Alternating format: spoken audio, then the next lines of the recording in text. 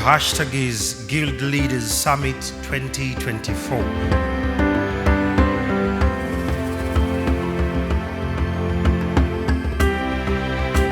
The Guild Leaders Summit is a pivotal platform for fostering collaboration, sharing insights, and driving impactful change in our country and on our continent.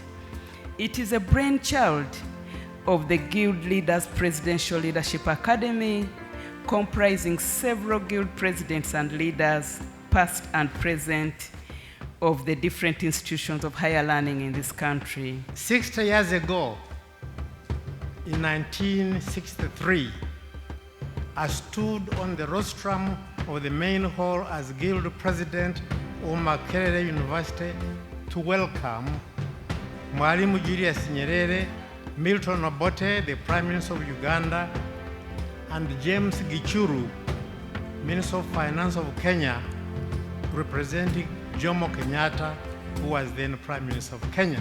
It becomes evident that the transmission of knowledge and experiences across generations is crucial in ensuring a leadership continuum. And it is in this spirit of collaboration and mutual learning that we today have the honor of welcoming distinguished guests such as His Excellency Jakaya Mrisho Kikwete, the former President of the United Republic of Tanzania. It is with great honor and privilege that I stand before you today as we gather for the inaugural Guild Leaders Summit here at Makerere University.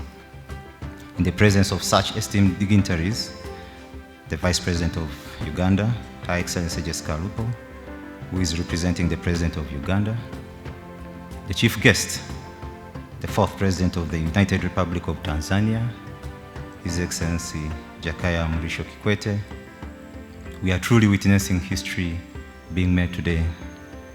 Together we can build a future that honors the legacy of those who came before us and pave the way for those who will follow in our footsteps. Let us embrace the power of knowledge. Let us harness the energy of cross-generational learning, and let us leave a legacy that will inspire generations to come. Allow me to begin by thanking Demiano for having me here. When we talk about legacy, we ought not only look at a leader's tangible accomplishments during the time in office, but also the values they espoused and their vision of the future. We look at how they shaped long-term trajectory of the institution and society they lead.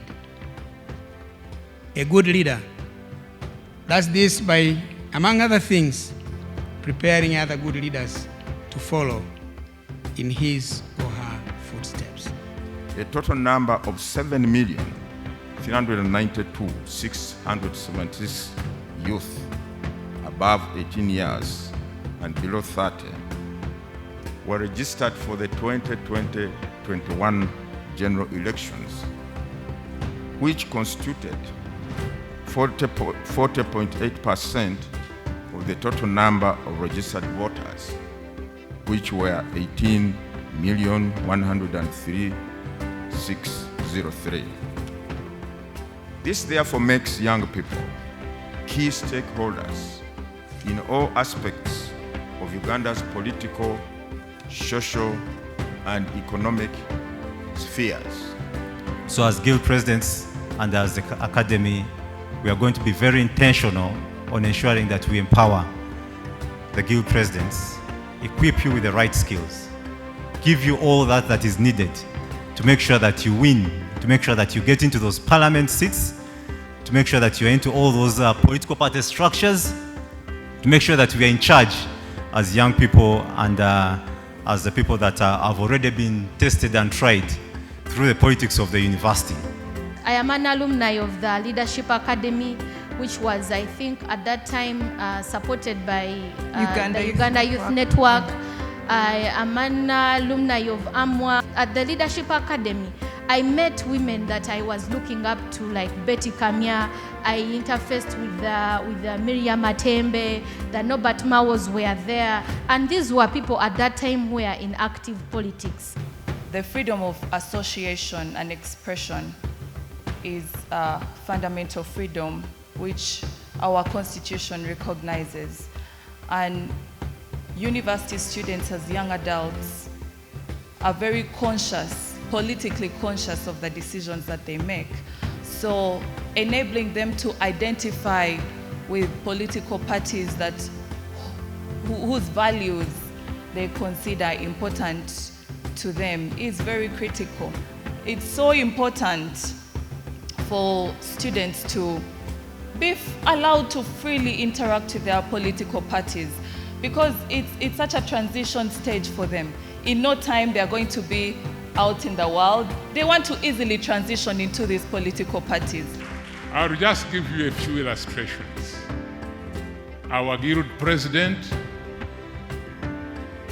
one of the guild presidents when I was at Makerere, was Professor Peter Anyang' Nyong'o. Peter Anyang' Nyong'o is from Kenya. He's currently the governor of Kisumu. He has been the Secretary General of ODM, the biggest party in Kenya in a way, apart from now the ruling party. And he did excellent work as leader of the Makerere Students Guild.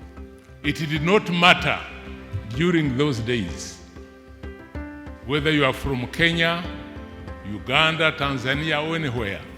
So long as you had the credentials, you would amass the votes. Ladies and gentlemen, it was Julius Nyerere who once said, "Leadership is not an individual quality but a collective one. It is not the lone voice in the wilderness but the many voices in unison that make the difference." That was Julius Nyerere. Our student groups in the mid-1960s triggered the resistance against sectarian politics. Therefore, I recognize the importance of student leadership. However, it must be anchored on correct ideas by making a correct diagnosis of the problems of society and how to solve these problems. We believe that through the summit and the exchange of ideas from the different generations of guild presidents from 1962 to date, and the discussions that will ensue, we are going to have a cross-pollination of ideas which will improve our leadership journey today and in the future. We are certain that this will make the guild leadership in Uganda a bedrock of ideas, and the guild presidents as a whole, and by this I mean current and previous, great agents of change. The historical mission of this country is to build a nation state based on democracy. So mentorship begins here, and if it doesn't, obviously then you are starting a blockade, a facility, a fanfaronade here, and you are calling it education, and that will not be the case. And on that note, thank you very much, Honorable. As a young woman, I would say that it's also a double layer, because first of all, most people don't think you should be in that position. I remember elections I participated in, and people just didn't think because I was a young woman that I belonged in that space in the first place.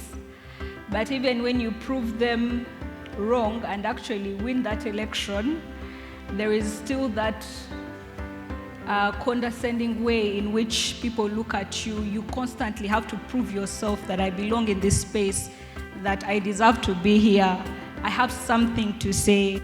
I also commend the organizers for choosing a very opportune theme: legacy and leadership continuum, the power of knowledge and cross-generational learning. This theme is not merely an academic inquest, but an urgent practical necessity. So for me, I think the bigger question should be, after the university politics, what next for us? Because this is just a bedrock for us to come and do well at national level. Every generation has a mission to fulfill or not fulfill or deny or betray. The generation of the Nyereres, the mission was liberation. The generation of the Musevenis, it was peace. What is our generational course? And to me, the leadership generation of our time should be looking at good stewardship and tackling things like corruption. Since legacy is also about lasting impact, we leave behind, by extension, this also means that each one of you is indebted to grooming the next generation of leaders. So, I think you colleagues should identify your responsibilities, your tasks, your goals. It does not matter that you are still young. So it is such powerful legacies that act as a propelling force for us as a generation to continue pursuing, doing good, not only as zealous Pan-Africanists, but also as statesmen. Finally, I urge you to harness the power of knowledge, embrace the spirit of cross-generational learning, and build a legacy of leadership that will stand the test of time. I thank you all. That is the message of His Excellency the President. The future belongs to those who believe in the beauty of their dreams. Let us believe in our dreams. Let us believe in our potential. And let us believe in each other. Together we can build a future that is brighter, bolder, and more beautiful than anything we have ever imagined.